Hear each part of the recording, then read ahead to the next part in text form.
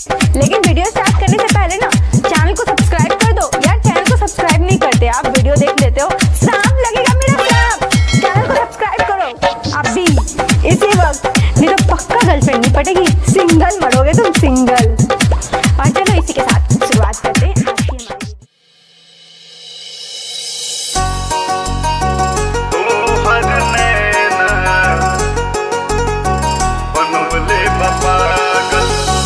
क्या पता था कि मोहब्बत ही हो जाएगी, अरे क्या पता था कि मोहब्बत ही हो जाएगी।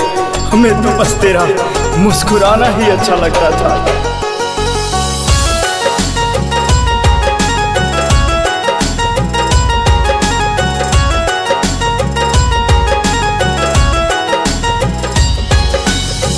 तो हर नैना बनोले बपागल, तो हर नैना बनोले बपागल, जब से सनहिया बलागल।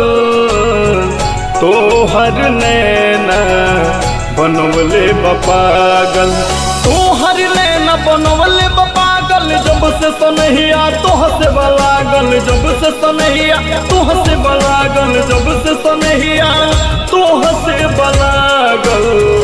रतिया में हमरा नींद नया आवे, रतिया में हमरा नींद नया आवे, रात भर रही हम जागल। तो हर नैना बनवले बा पागल, तो हर नैना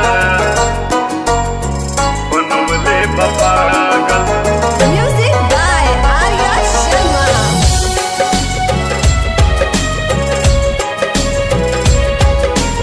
रिकॉर्डिंग बाय रसिया म्यूजिक। एक पल देखी ना तो तड़पे दिल हो, तोहरा बिना जान जियल बाटे मुश्किल हो।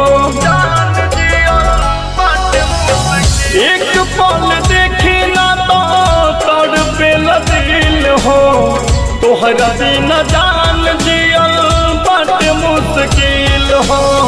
जिंदगी के सुख दुख तोहरे से बाटे, घर परिवार सब हमरा के डांटे, घर छोड़ी रहो तनी भागल। तोहर नैना बनवले बपागल, जब से सनहिया बलागल। तोहर नैना बनवले बा पागल,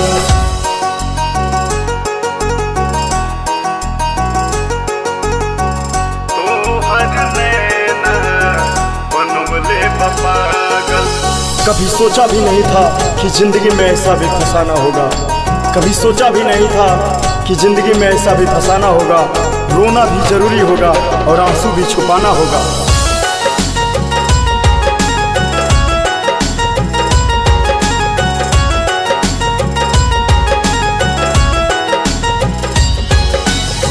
प्यार के आगे झुकाल रहल भगवान हो, एक दूसरा के बिना कैसे रहब जान हो, कैसे रहब जान हो। प्यार के आगे झुकाल रहल भगवान हो, एक दूसरा के बिना कैसे रहब जान हो। विपिन बिहारी के तू भूल नहीं पैबू, अब बोल के करा से नहिया लगैबू। छम छम बजैबू तू छागल, तोहर नैना बनवले बा पागल, जब से सनहिया